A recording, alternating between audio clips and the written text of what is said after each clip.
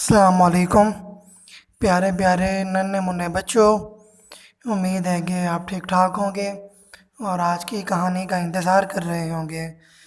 آج کی کہانی کا نام ہے سلام کی اہمیت۔ آپ کو پتہ تو ہے کہ ہم سب مسلمان ہیں اور سلام کرنا ہمارے ایمان کا حصہ ہے۔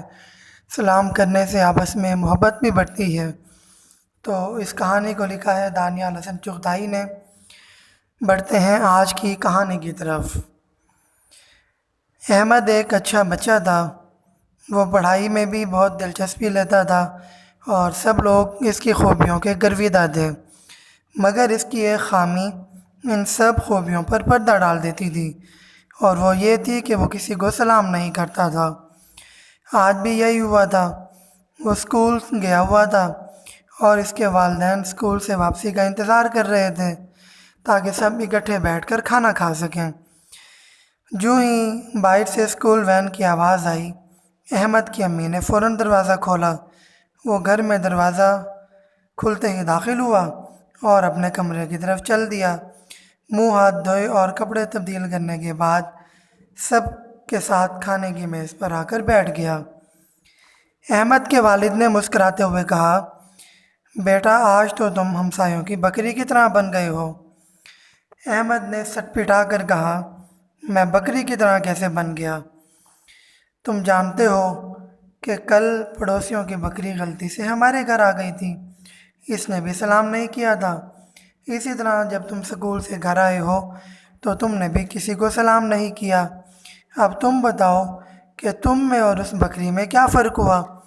احمد نے کچھ سوچا، پھر اپنے ابو کی طرف دیکھا اور خاموشی سے دروازے کی طرف چلا گیا۔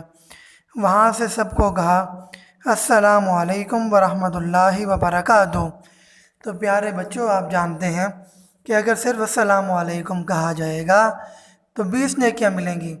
اگر کہا جائے گا السلام علیکم ورحمۃ اللہ وبرکاتہ تو 50 نیکیاں ملیں گی، یعنی سب پر سلامتی ہوگی۔ احمد کے والد نے کہا، بیٹا شاباش۔ قرآن مجید کی سورۃ انعام کی آیت نمبر 54 میں اللہ رب العزت فرماتے ہیں، فَقُلْ سلام علیکم، یعنی ایک دوسرے کو سلام کیا کرو۔ بیٹا سلام کرنا اور اس کا جواب دینا دعا ہے اور ایک دوسرے پر سلامتی بھیجنا ہے۔